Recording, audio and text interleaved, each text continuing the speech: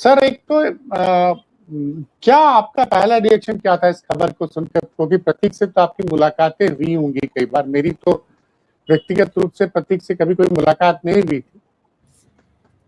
नहीं, मेरी बहुत फ्रीक्वेंट मुलाकातें तो नहीं है, पर हाँ ये कि 3-4 मुलाकातें हैं। मैं उनके विवाह में शामिल हुआ था, जो इंदिरा प्रतिष्ठान में कार्यक्रम हुआ था, उस विवाह में गया था। उनके ससुर अरविंद बिष्ट जी सीनियर जर्नलिस्ट रहे हैं, मेरे पड़ोसी भी हैं, तो जाहिर सी बात है कि संवाद रहा है और बातचीत होती रही है, और कई अवसरों पर अपर्णा से जरूर मुलाकात होती रही है। लेकिन ये बात सही है, मतलब चूंकि जब सारा कुछ हुआ घटनाक्रम, इसकी सुबह सुबह जब जानकारी मिली है तो अच्छा नहीं लगता। मतलब कोई 38 साल का नौजवान इस दुनिया से चला जाए, और उनकी जीवन का जो लाइमलाइट पीरियड है वो 20-22 साल का है। मतलब जब वो मुलायम सिंह जी के घर में आए, उनका नाम उन्होंने अपना दिया, उनको अडॉप्ट किया, और उसके बाद फिर उनका विवाह हुआ, फिर तब तक समाजवादी पार्टी की भी सरकार बन गई।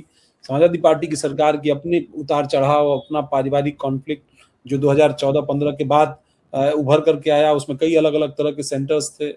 उसमें एक कोना जो है वो साधना गुप्ता जी और प्रतीक यादव के घर की तरफ भी जाता था। तो वो सब चीजों के नाते वो लोग अलग अलग कारणों से लाइमलाइट में रहे। लेकिन फिर मुझे लगता है कि मोटे तौर पर प्रतीक यादव ने मन में तय कर रखा था कि उनको राजनीति की तरफ तो बिल्कुल ही नहीं देखना है, इसलिए वो बिजनेस और बाकी अपना फिटनेस और उनका जो जिम का व्यापार है उसकी तरफ ज्यादा फोकस्ड है।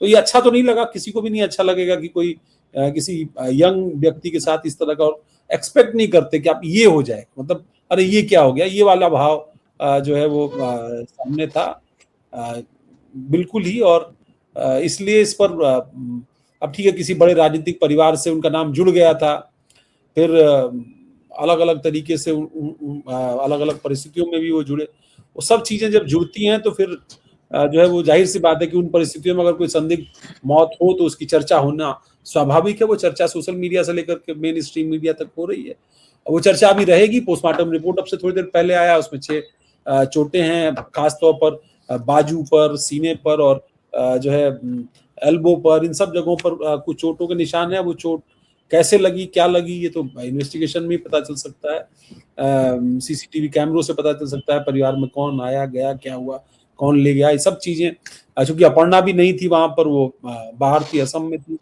तो वो और भी कौन बता पाएगा कौन पहले मिला, कौन देखा, किसने देखा, किससे संपर्क हुआ। क्योंकि जब अस्पताल ले जाया गया तो वहां तो डॉक्टर्स ने इमीडिएटली उनको डेड डिक्लेयर कर दिया था। लेकिन पोस्टमार्टम रिपोर्ट ने इस मौत की गुत्थी को उलझा दिया है अवनीश भाई। खासकर जिन 6 चोटों का निशान है, और विनीता यादव का एक ट्वीट है। विनीता यादव आप जान रहे होंगे, पत्रकार विनीता यादव का, जानता हूँ। उन्होंने भी कुछ चीजों का जिक्र किया है, और उसके बाद एक डिटेल रिपोर्ट भास्कर में छपी है, सैयद यासिर रजा की रिपोर्ट। वो भी बहुत, मतलब उसको पढ़िए तो बहुत सारी। उसके अलावा वो जो 11 जनवरी वाला पोस्ट था इंस्टाग्राम वाला, अब वो सेंटर पॉइंट तो वही हो गया है।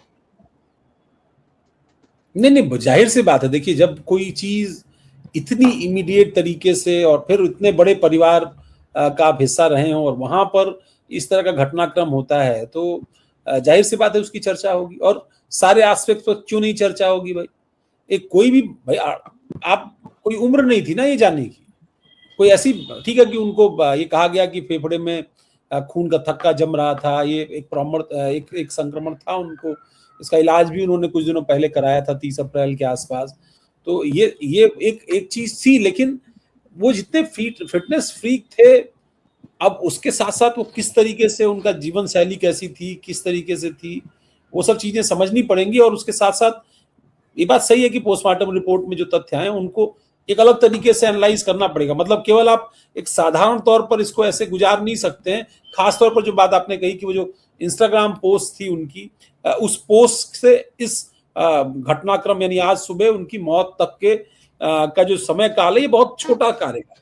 तो मतलब अगर परिवार में आपका विवाद हो, विवाद बहुत बड़े लेवल पर जाता हुआ दिखाई पड़ रहा हो, और उस विवाद के बाद फिर एक छोटा सा ठहराव भी आता हो, जहां उन्होंने वीडियो बना करके ये भी कहा था कि मेरी पत्नी के बीच जो मतभेद था वो शॉर्ट आउट हो गया है, और इस तरह का फिर वेकेशंस पर जाना और उसके बाद फिर एक बार ये चीज सामने आ जाना इस तरीके से, तो जाहिर सी बात है। और इतने बड़े परिवार का होना, इतने बड़े सिस्टम में आपका होना, चाहे आप हो, आपकी पत्नी हो, आपकी ससुराल हो, आपका आपको जिस परिवार से आपका नाम जुड़ता है वो परिवार हो, अब इतने के बाद भी अगर आपकी मौत की गुत्थी सही तरीके से न सुलझाई जा सके, ईमानदारी से उसका पर्यवेक्षण न हो सके, सीसीटीवी कैमरे, लोगों के बयान सही तरीके से सच्चाई न अगर बेनकाब कर पाए, तो बेकार है ऐसी सत्ता, ऐसी ताकत, ऐसा रसूख कुछ भी होने का। क्योंकि आपको अगर इस तरीके से जस्टिस नहीं मिल पाता, आपकी चीजें पूरी तरीके से सामने नहीं आ पाती, तो फिर किसकी सामने आ पाएगी?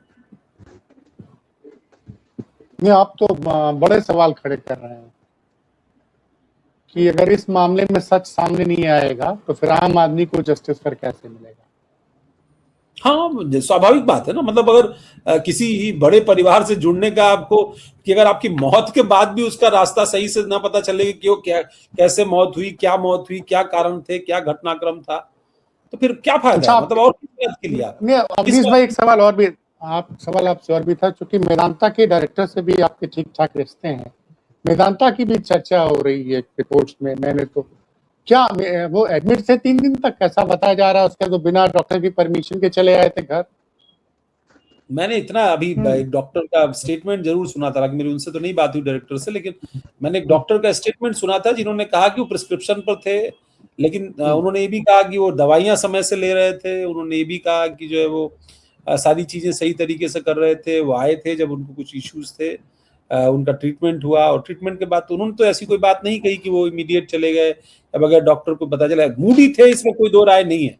ये उनका मूड बहुत सारे अलग अलग लेवल्स पर देखने को मिला। तब वो जब एकदम ठीक ठाक दिखते थे तब भी, जब वो थोड़े डल दिखाई दिए तब भी, और पिछले कुछ समय से जब वो थोड़ा अवसादग्रस्त भी दिखाई पड़ रहे थे तब भी। क्योंकि जो बॉडी लैंग्वेज है ना, वो बहुत कुछ एक्सप्लेन करती है। मतलब जो लास्ट वीडियो उनका परिवार में सब कुछ ठीक है ऐसा वाला भी आया, तो भी वो अवसादग्रस्त लग रहे थे। जब उन्होंने इंस्टाग्राम पोस्ट की तब भी वो अवसादग्रस्त लग रहे थे। और जो डॉक्टर ने बताया कि जो ट्रीटमेंट चल रहा था उसमें भी अवसाद के ट्रीटमेंट की बात है। उनको जो है हाइपरटेंशन का ट्रीटमेंट चल रहा था, उनको ब्लड प्रेशर का इशू था। 38 साल और इतना फिट बढ़िया बॉडी रखने वाला व्यक्ति, जो इतना फिटनेस फ्रीक हो, 80 किलो 90 किलो वजन उठा लेता और उसको ब्लड प्रेशर का इशू इस कम उम्र में हो, तो आप इस चीज को समझ सकते हैं। तो वो मूडी तो थे, लेकिन अब वो मूडी किस तरीके से क्या कुछ थे, इस लेवल पर एक और चीज भी करनी पड़ती। केवल सतही बातें नहीं हो सकती है, आपको एक्यूरेट बात निकाल करके कहनी पड़ेगी, और एक्यूरेट बात जांच जितनी ट्रांसपेरेंट होगी उतना बेहतर तरीके से निकल करके आ पाएगी। मुझे लगता है कि ये सारी चीजें भी जरूरी है और उनको खंगालना भी बहुत जरूरी है। मतलब सुबह से आदमी कोशिश कर रहा है, और मैं देख रहा हूँ कि इस पे बहुत ज्यादा प्रतिक्रिया भी आ रही है सोशल मीडिया पे। जी, स्वाभाविक आएगी ना। सब लोग जानते हैं प्रतीक को कोई मतलब अनभिज्ञ व्यक्ति तो है नहीं। मतलब उनका अलग अलग तरीके का फेस है। मतलब कुछ लोग उनको, जैसे आप मेरी कॉलोनी में आएंगे तो लोग उनको पेट लवर के तौर पर जानते हैं। मुझे याद है एक दौर में किसी कुत्ते को कोई बीमारी हो जाए या उसको चोट लग जाए, तो मेरी कॉलोनी में जो काम करने वाले बच्चे थे ना, या कोई भी, वो प्रतीक को एक फोन या SMS कर देता था, तो वो तुरंत जो है जीव आश्रय से टीम आ जाती थी और वो कुत्तों को ले जाती थी, वैक्सीनेट करती थी, उनका मरहम पट्टी करती थी, वापस लाती थी। तो ये सब चीजों में उनका अपना जो इंटरेस्ट था, या और भी जो कान्हा उपवन में जो गो आश्रय केंद्र था, उसको लेकर के उनका NGO काम करता था पढ़ना का, वो सब चीजें भी।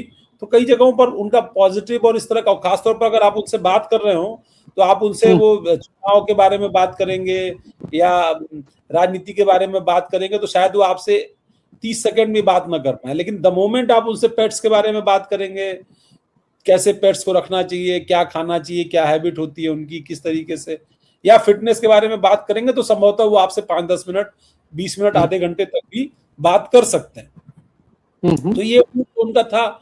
लेकिन अब वो किस रूप में जीवन उनका आगे बढ़ रहा था, क्योंकि इस दौर में वो बहुत लाइमलाइट में नहीं थी। ठीक है कि इंस्टेड ऑफ अच्छा, चूंकि मैं आपसे एक सवाल पूछना चाहता हूँ।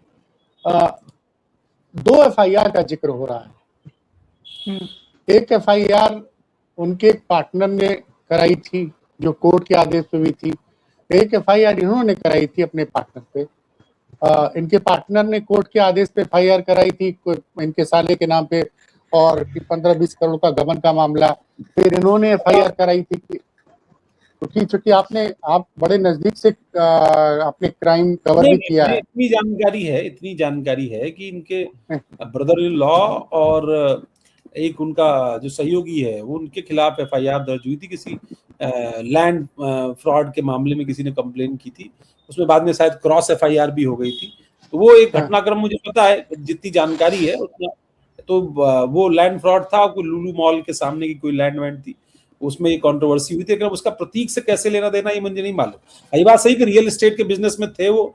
रियल एस्टेट के बिजनेस में आपको पता है कि उनकी माताजी के सहयोग से उत्तर प्रदेश के एक नामी गिरामी बिजनेसमैन जो है वो पहले विधान परिषद के लिए नॉमिनेट करने की उनको कोशिश हुई, राज्यपाल ने मना कर दिया, तो वो राज्यसभा के लिए गए, राज्यसभा से उनको नॉमिनेट किया गया, बाद में उन्होंने पार्टी बदल दी, दूसरी पार्टी में गए जो सत्ता में थी, पार्टी से जो है वो राज्यसभा गए, फिर बीच में उनका गैप हो गया, दोबारा फिर उनको जो है मौका मिला और वो फिर जो है वो उनको अवसर मिला और वो राज्यसभा गए। तो उनके साथ उनके, और वो रियल एस्टेट कारोबारी हैं तो उनके बिजनेस वाले रिश्ते भी थे, तो अब उनके साथ तो कोई कॉन्फ्लिक्ट की बात नहीं आई, कोई और कॉन्फ्लिक्ट उनके नहीं, भास्कर ने एक नया खुलासा किया है कि प्रतीक यादव के नाम, अगर आपको याद हो तो अखिलेश जी ने भी अपने बयान में बिजनेस लॉसेस का जिक्र किया है। अब वो बिजनेस लॉसेस किस तरीके का है, क्या कंट्रोवर्सी, क्या कॉन्फ्लिक्ट है, ये तो जब डिटेल इन्वेस्टिगेशन होगी तभी पता चलेगा। जी, आप जो बता रहे थे उसके बारे में बताओ। भाई यासिर रजा की एक रिपोर्ट है, उसने कहा प्रतीक जितनी भी कंपनियों में डायरेक्टर थे वो सारी की सारी कंपनियां अपर्णा बिष्ट के भाई के नाम पे रजिस्टर्ड थी, अमन बिष्ट के नाम पे। 17 से 18 कंपनियां, और ये इनका डेरिवेशन जानते हैं कब है? ये सारी कंपनियां तब रजिस्टर हुई है जब प्रतीक की अपर्णा से शादी हुई है। 2011 का आप जिक्र कर रहे हैं, इंदिरा गांधी प्रतिष्ठान में, मुझे लगता है वो रिसेप्शन था, वो लोग तो कहते हैं शादी सफाई में भी थी, क्योंकि तब मैं ज्यादा इन चीजों को फॉलो, शादी तो शायद सफाई में भी थी, रिसेप्शन शायद लखनऊ में हुआ था इंदिरा गांधी प्रतिष्ठान में। मुझे सफाई का तो नहीं याद है, पर मैं इंदिरा प्रतिष्ठान का कार्यक्रम चूंकि मैंने अटेंड किया था तो मुझे उतना याद है, सफाई का तो मुझे नहीं याद है। कि उसमें ये भी लिखा है कि पिछले 1-1.5 सालों से अमन बिष्ट में उनकी बातचीत नहीं हो रही थी। लिखा है कि प्रतीक 2 सेक्टर में कारोबार करते थे, पहला रियल एस्टेट, दूसरा फिटनेस इंडस्ट्री। रियल एस्टेट कारोबार की संभालने के लिए प्रतीक पत्नी अपर्णा यादव के भाई अमन सिंह बिष्ट की मदद लेते थे। 2012 में यूपी में सपा की सरकार के बनने के बाद अमन ने 17 कंपनियां रजिस्टर कराई। इनमें 12 जुलाई 2012 से लेकर 29 अप्रैल 2016 तक कुल 16 कंपनियों में अमन डायरेक्टर या डिजिग्नेटेड डायरेक्टर था, नियुक्त किया गया, और एक अन्य कंपनी में अमन। तो सब कुछ कहानी है। अब ये इस कहानी में बहुत विस्तार से तो मैं नहीं जानता हूं, लेकिन ठीक है, मतलब अगर ये डिटेल्स हैं तो भाई देखिए, मैं फिर वही बात कह रहा हूं कि जब कोई मौत बहुत आसान या साधारण नहीं दिखती है तो उसके पीछे कोई तो कहानी होती है, वो कोई कहानी हो सकती है, मतलब मैं भी कि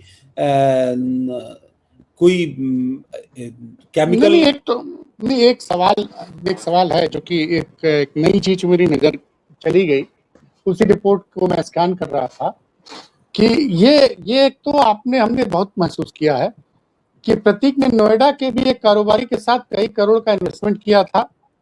जिस कारोबारी के साथ पैसे इन्वेस्ट किए गए थे उसकी नीयत खराब हो गई, उसने प्रतीक के पैसे वापस करने से इनकार कर दिया। सर मुझे तो ये पता है कि अभी तो मुझे भी आज पता चला कि कोई बाबा जी थे, उनके पास भी कुछ पैसे उन्होंने दे रखे थे और बाबा जी ने वो पैसे लौटाए नहीं, उनके साथ भी उनका झगड़ा हुआ था। तो अब बहुत सारी चीजें, ये बहुत सारी कहानियां हैं।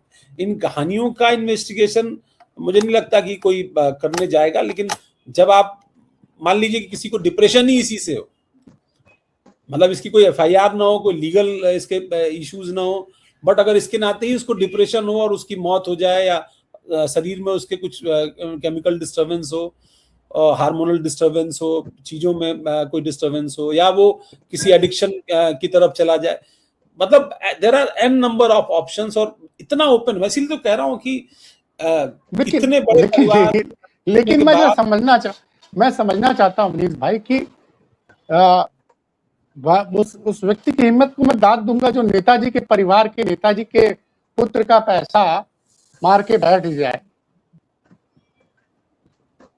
भाई नहीं, उन्होंने अपने बेटे का देखिए इस चीज को आप इस रूप में समझने के बजाय इस रूप में समझिए कि मुलायम सिंह जी के निधन से पहले साधना गुप्ता जी का निधन हुआ, उसके बाद हाँ मुलायम सिंह जी का निधन हुआ, और उसके बाद उस परिवार से महज औपचारिक रिश्ते, एक ही तस्वीर तो आपको दिखाई देगी जो अंशुल यादव के यहाँ शादी में बिल्कुल अपर्णा सही और करें, बिल्कुल आपने बिल्कुल सही बताया। 2022 के बाद ये पहली तस्वीर आई थी, बिल्कुल सही। तो औपचारिक रिश्ते जो है वो एक तरीके से विघटित हो चुके थे, खत्म से हुई, ऑलमोस्ट खत्म से। ठीक है कि अखिलेश यादव ने मैं भी और भी जगह डिस्कस कर रहा था कि अखिलेश यादव ने मुलायम सिंह जी के निधन के बाद, उससे पहले का पर्सनालिटी अलग होगी, और उसके बिल्कुल सही बाद करें। पूरे परिवार को एक साथ लेने के लिए एक बड़प्पन दिखाने की कोशिश है, वो उनका चेहरा जो है वो दिखाई पड़ा मुझे जितना, मैं जितना उनको रीड कर पाया, तो वो एक इमेज उनकी दिखाई पड़ी कि वो चाहे वो शिवपाल जी को साथ में लेकर के आए, चाहे और भी लोग साथ में लेकर के आए, जिनसे स्वाभाविक तौर पर उनके एक अलग अलग कारणों से, वो हम आप सब जानते हैं वो क्या पारिवारिक अलग कारण है, एक कॉन्फ्लिक्ट थी, उनको उन्होंने खत्म किया और सबको वो साथ लेकर के आए, साथ में एक छतरी के नीचे लाए, एक जी हाँ, छतरी के नीचे चाहे वो लाए। राजनीतिक तौर पर उनको आगे बढ़ाना हो या गैर राजनीतिक तौर पर आगे बढ़ाना हो, उसमें वो चाहे परिवार में शादी ब्याह हो, कहीं भी हो, वो मरना जीना हो, चाहे उनके चाचा जी का निधन हुआ, सबसे पहले मौजूद रहे और पूरे कार्यक्रम में मौजूद रहे। उन्होंने न सिर्फ, आमतौर पर मैं यही बात अभी थोड़ी देर पहले कह रहा था कि जब कोई बड़ा पॉलिटिकल पेड़ गिरता है तो उसके परिवार में इमीडिएट कॉन्फ्लिक्ट होता है। अखिलेश यादव ने उस कॉन्फ्लिक्ट को वहां होल्ड किया, और न सिर्फ होल्ड किया बल्कि एकजुट कर दिया।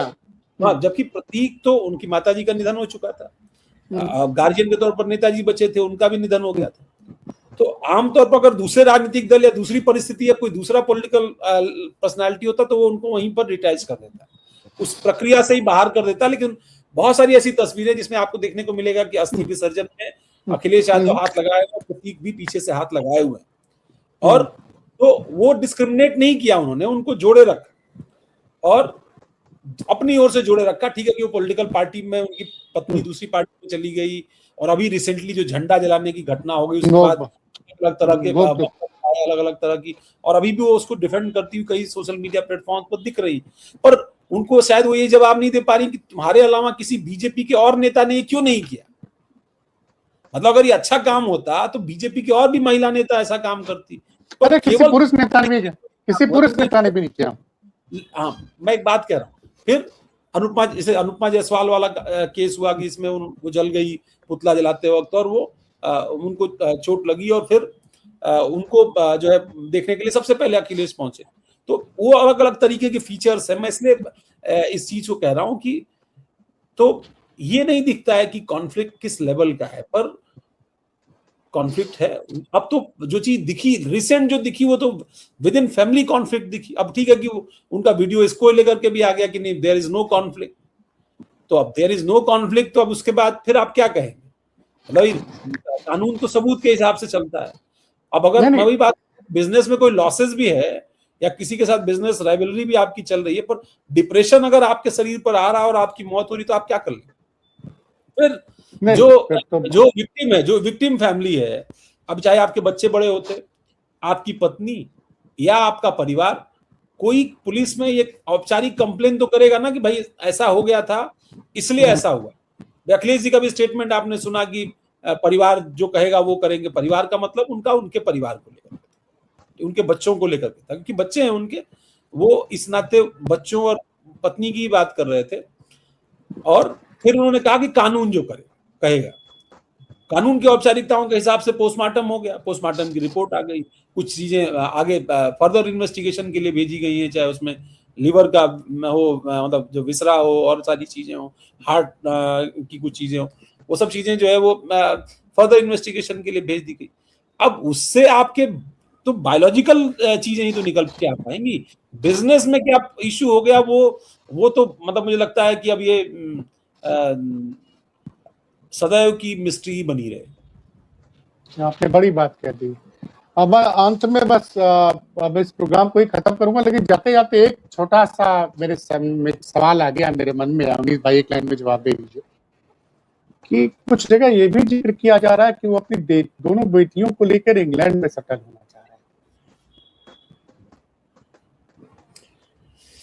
हैं। सबसे आइए कि इसकी तस्दीक कौन करेगा, मतलब अगर वो कहीं सेटल भी होना चाहते थे या क्यों नहीं हो पाया, क्योंकि आपने देखिए आपकी उनसे कई बार मुलाकात हुई, आपने कहा ना कि वो राजनीति में बिल्कुल इंटरेस्टेड नहीं थे। आपने और आप मैं बता दूं दर्शकों को कि अवनीश जी उसी कॉलोनी में रहते हैं जहां पे अपर्णा बिष्ट की मदर रहा करती थी। नहीं, वो अभी भी रहती हैं और अरविंद जी बहुत ही सीनियर जर्नलिस्ट हैं जिनकी बेटी रही हैं वो, उनका पूरा परिवार। मैं जो बात कहना चाहता हूँ इस चीज को देखिए, इसमें इस एंगल को समझना वो जरूरी, देखिए इसको एलेबरेट करना मुश्किल है कि वो क्या चाहते। मैं फिर वही बात अंत में फिर जोड़ूंगा कि आप आर्थिक रूप से इतने सक्षम हो, पारिवारिक रूप से इतने सक्षम हो, सब रूप से आप इतने सक्षम हो, और वो फिटनेस वाइज उनकी मतलब बॉडी बड़ी जबरदस्त बना रखी थी, और उसके बाद अगर आपकी हसरतें अधूरी रह जाएं, तो कहते हैं जिंदगी में अगर हसरतें अधूरी रह जाएं और मौत हो जाए तो मौत अधूरी है। अगर उनकी हसरत थी और उनकी मौत उससे पहले हो गई, हसरत पूरा करने से पहले, तो ये अधूरी मौत है। अब इसको पूरा कौन करा पाएगा, कौन उनकी हसरतें पूरा कर पाएगा, कौन उनकी हसरतों मतलब उनकी मौत की मिस्ट्री सुलझा पाएगा, मुझे नहीं लगता। ये तो बड़ा सवाल है, मुझे नहीं लगता। और बड़े खानदानों में मौत के रहस्यों पर ऐसे ही पर्दा पड़ जाता है। बड़ी बात बोली अवनीश जी ने। ठीक है अवनीश जी, बहुत बहुत धन्यवाद। राज कपूर जी बहुत बहुत धन्यवाद।